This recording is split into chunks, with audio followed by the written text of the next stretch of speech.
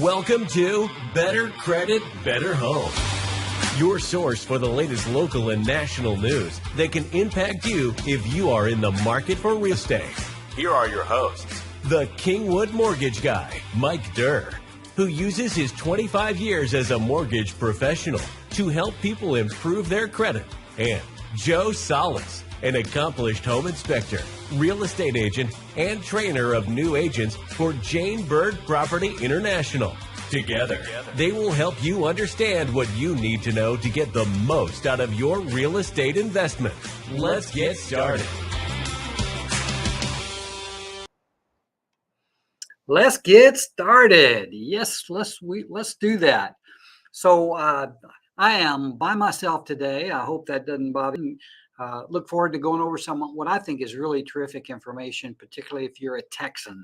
If you're a Texan, you're going to like this. But Joe is out today. I think he's out of the state, as a matter of fact. I don't know why anybody would leave Texas, particularly after with the information that I've got to give to you today. But again, I want to thank you for being on. I'd love for you to make any comments. Anyway, we really appreciate you. And if you'd like to subscribe, that'd be terrific. You get notice anytime we're going to do another show.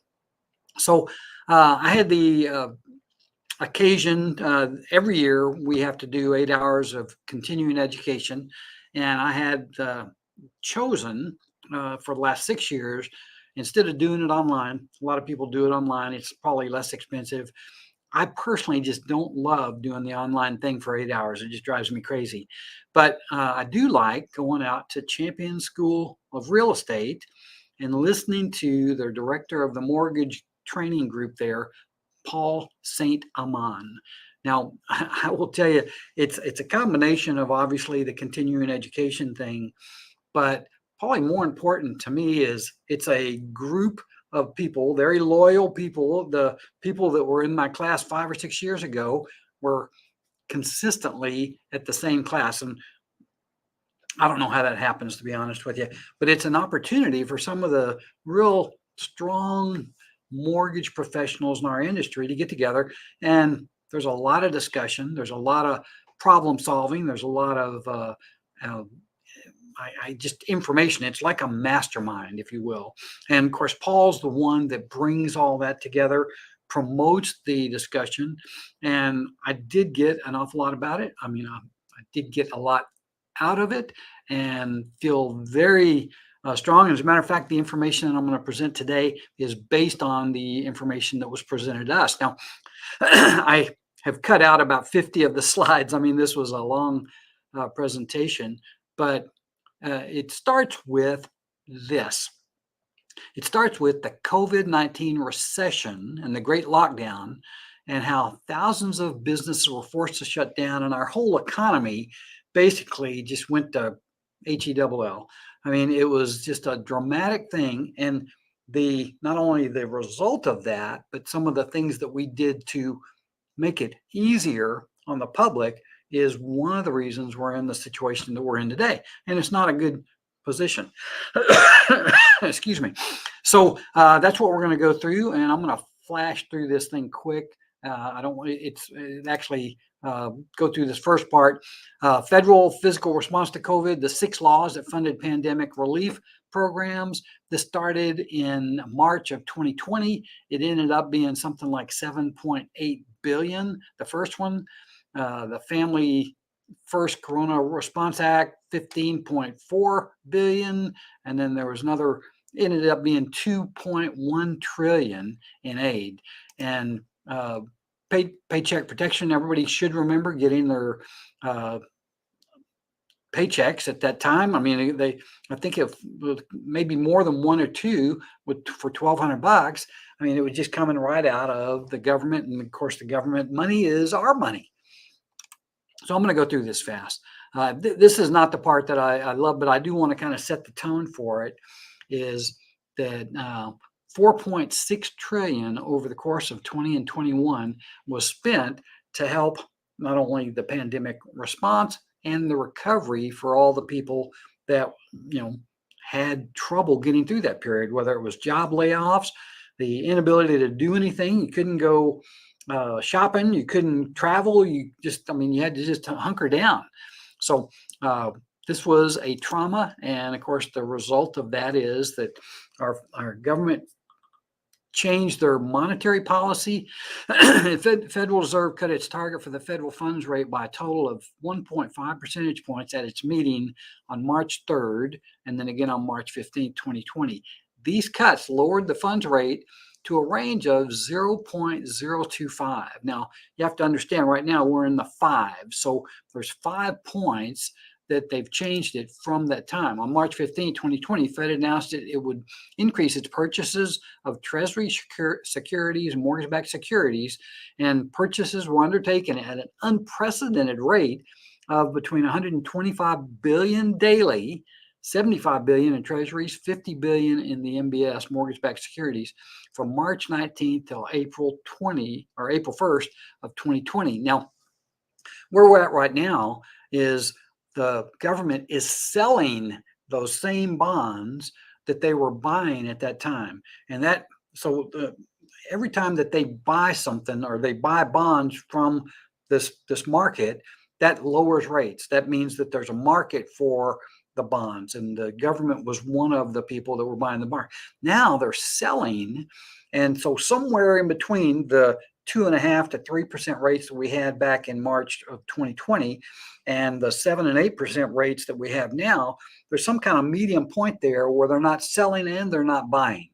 Okay, so that is probably where I think that rates should be, and it could be anywhere from 5 to 6% in that range, which would be a normal marketplace for interest rates. Now, that is my speculation, if you will, but that's what I believe. COVID recession lasted only 2 months. And the reason that was one of the shortest recessions ever was because the dramatic efforts that the government made. I mean, they were in full tilt, all in. So U.S. economy advanced faster than expected. That's Mr. Volcker. That's not Volcker. What's the guy's name? Can't remember it right off the top of my head. Anyway, it doesn't matter.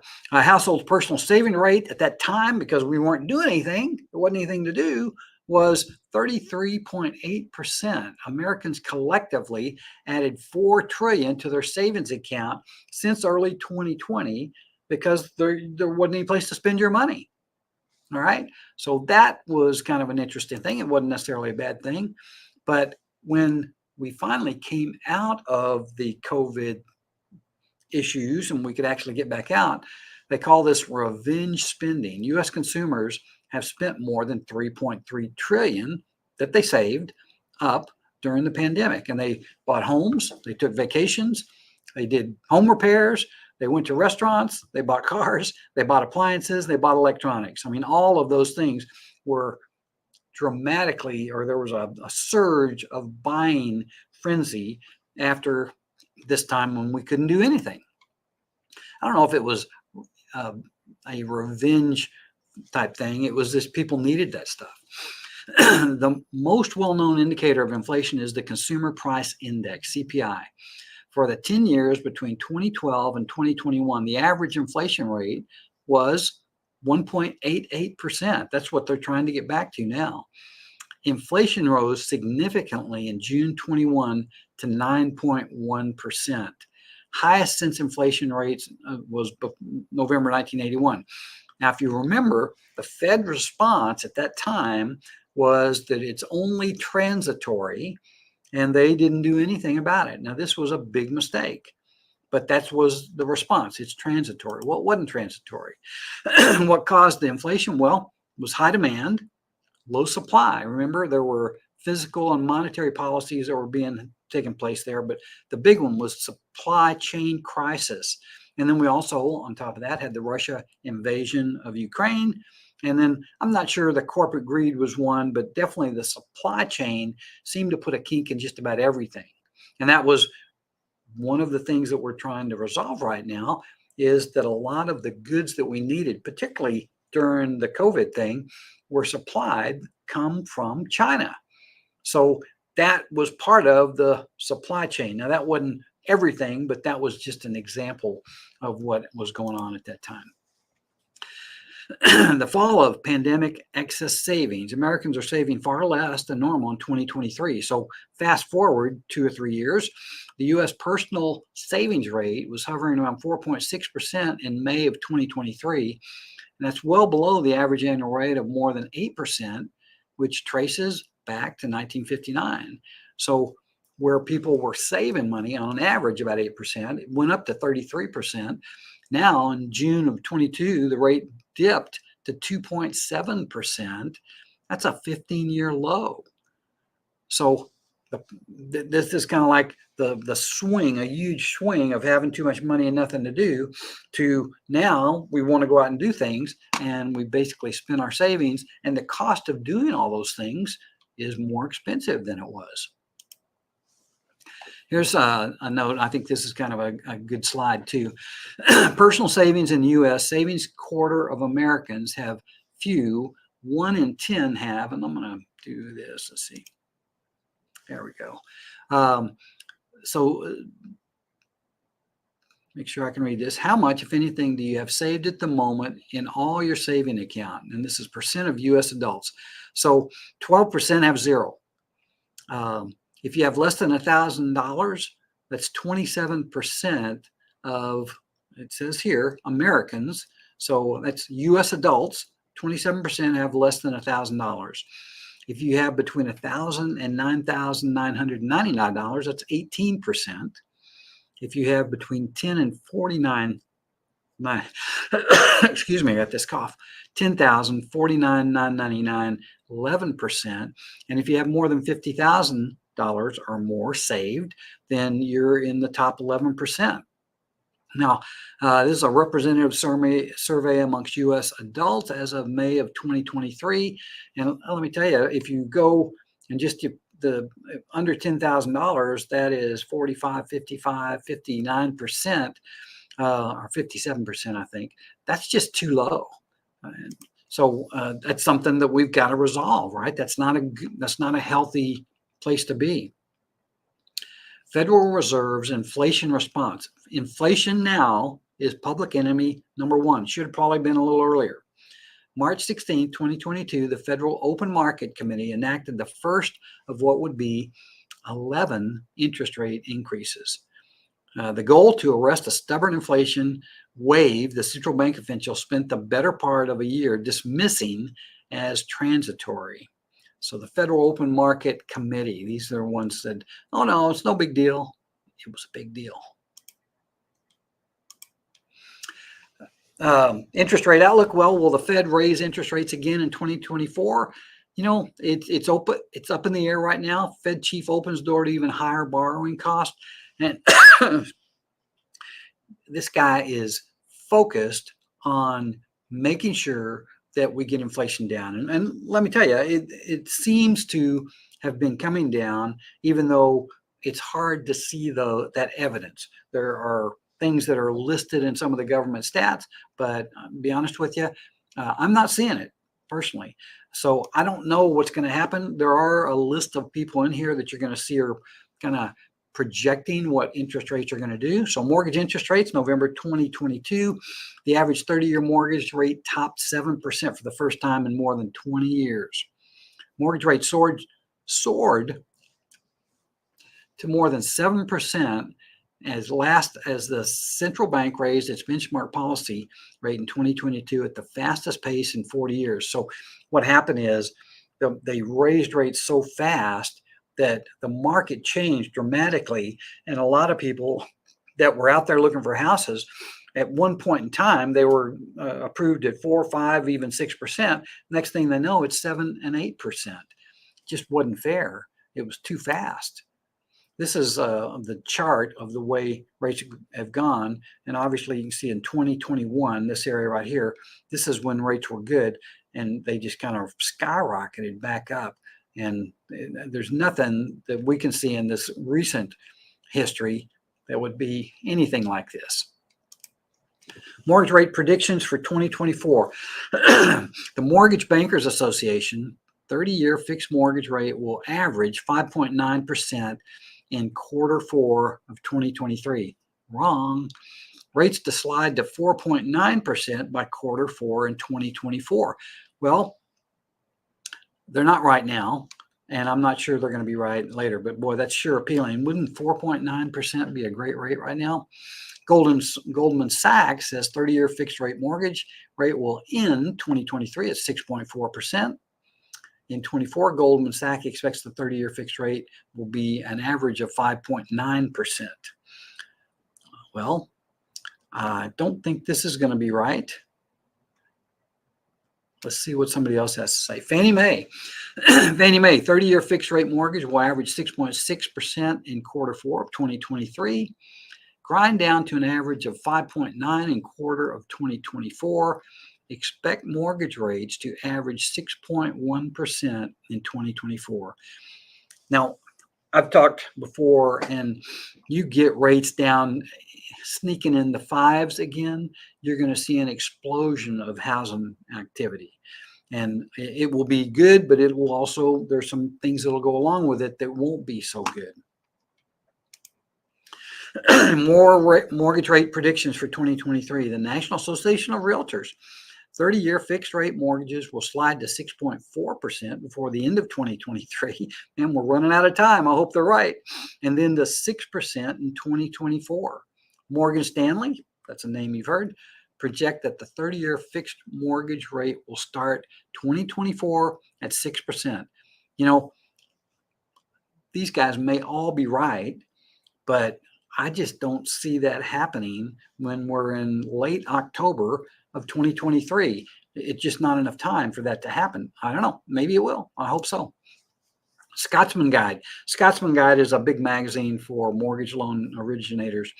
Mortgage rate predictions stay the same, 43%, rise 17%, fall 40%. So 83% believes they're either going to fall or stay pretty close to the same. I'm kind of in that boat right now. I don't love it, but that's what I think is going to happen. Existing housing market, total housing inventory. Total housing inventory registered at the end of August was 1.11 million units. That's down 14.1% from 1 year ago. It was 1.3 million.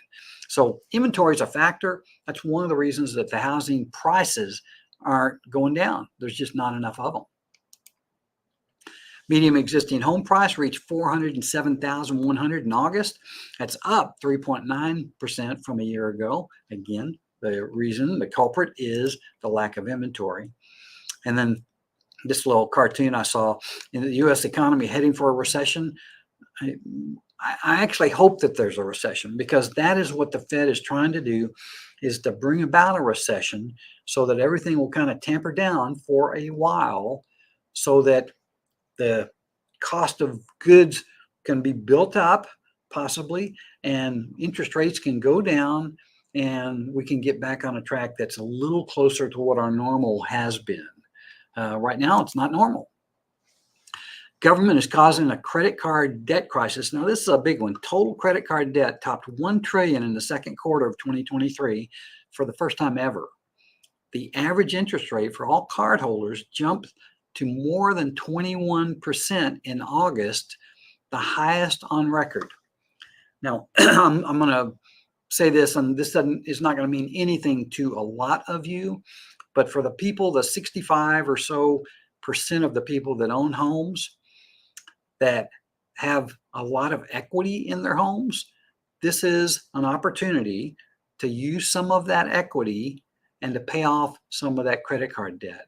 And even though you might be paying 7+% for the money, it's cheaper to spend 7.7% interest that's deductible to pay off 21% if you've got credit card debt in that range. So it's not for everybody, but there's some people that are going to be helped by that, and in some cases reduce their monthly outgo by thousands of dollars by doing this debt consolidation. Now, Dave Ramsey and the lightning bolt may come and strike me down right now, but this will help a lot of people as long as they get rid of their credit cards after they're done with that and keep their debt a little more strategic, I guess is the word I'll use.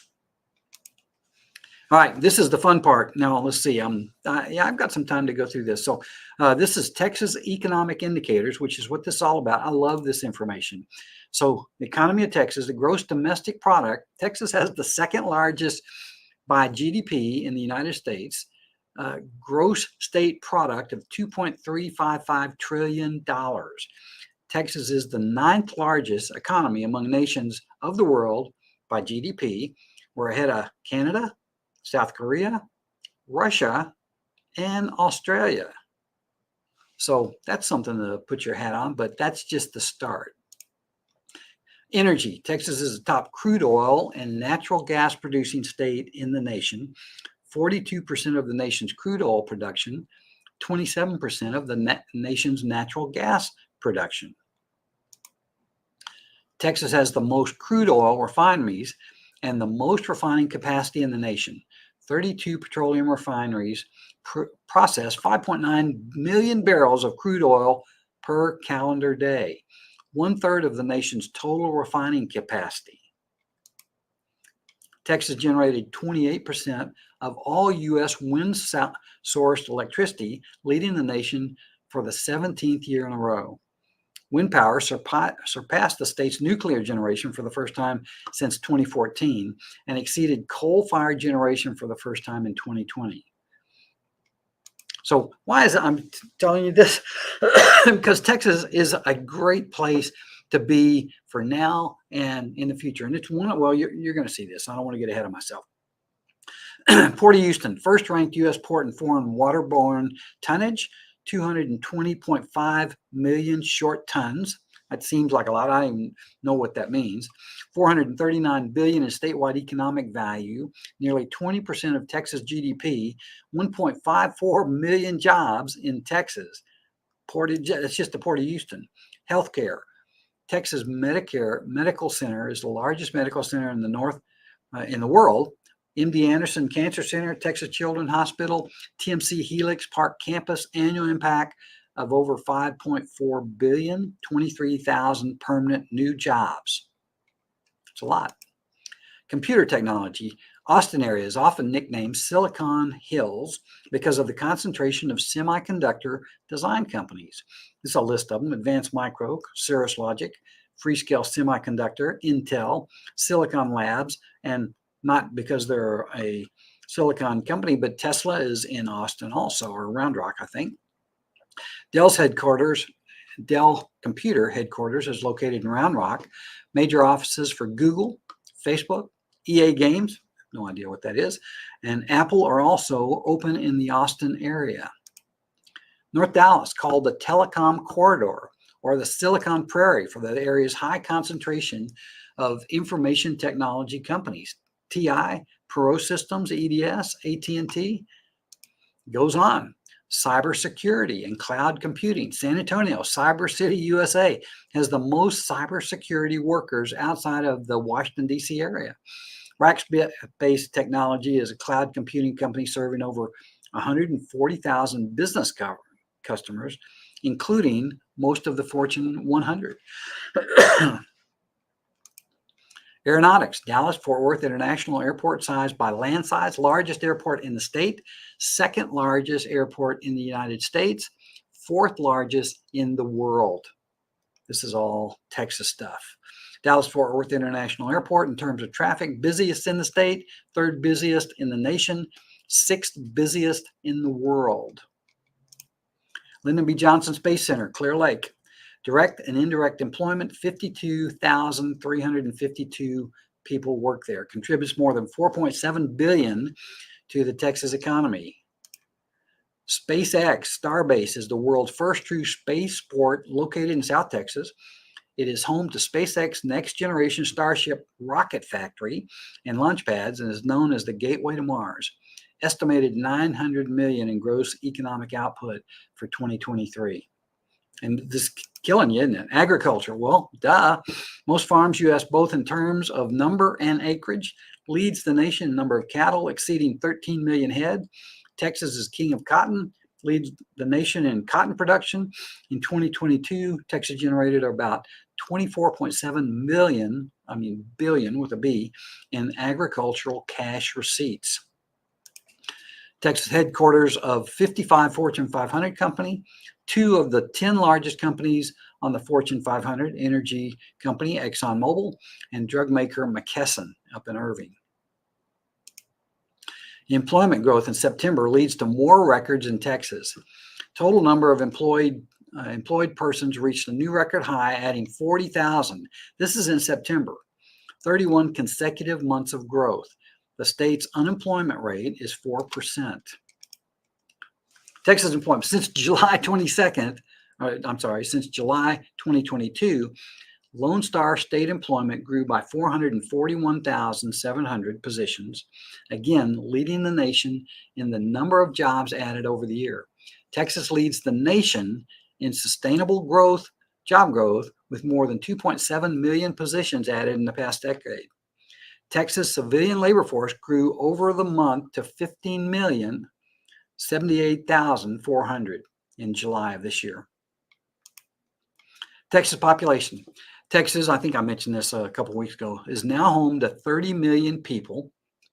Texas population in 2022 was 30,029,572, second only to California, which has 39 million. 2022, the state gained 9 million residents, more than any other state, 3 million more than Florida, the next largest gaining state. This is kind of interesting. 49% of Texas population gain since 2000 resulted from natural increase, more births than deaths. 29% from net domestic migration gains and 22% from net international migration gains. God only knows how many were of the illegal variety. I don't think it was in this numbers because they wouldn't have numbers for that.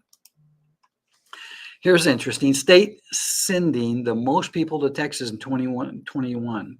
California, 111,000 came from California. Then a surprise, Florida, 37,000 from Florida. And Louisiana, 31,000. We're leaving California. I know we see a lot of them.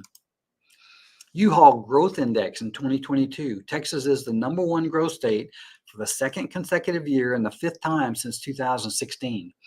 California and Illinois saw the highest demand for outbound U-Haul trucks. California and Illinois saw the highest demand of outbound U-Haul trucks. Wow.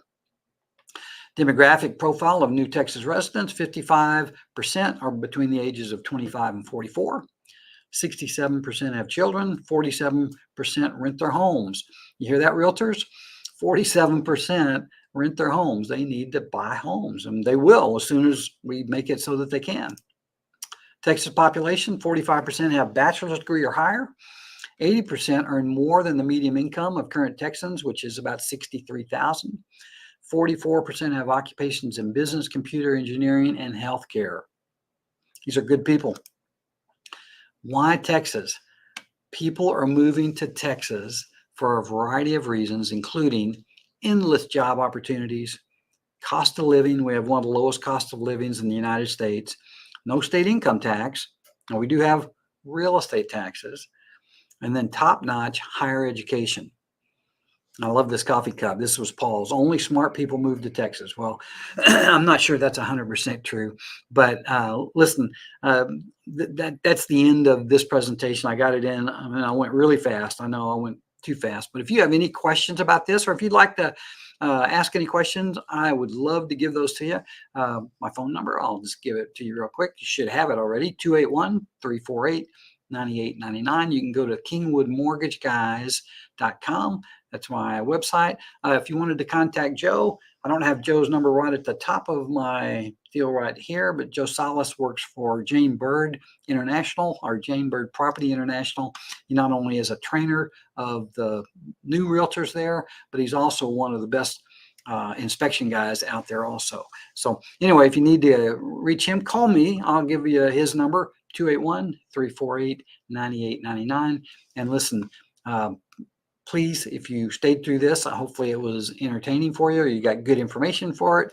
Love for you to subscribe or make comments, anything like that. And we look forward to seeing you next week, same time, same station. Okay? Thanks for attending. Bye-bye.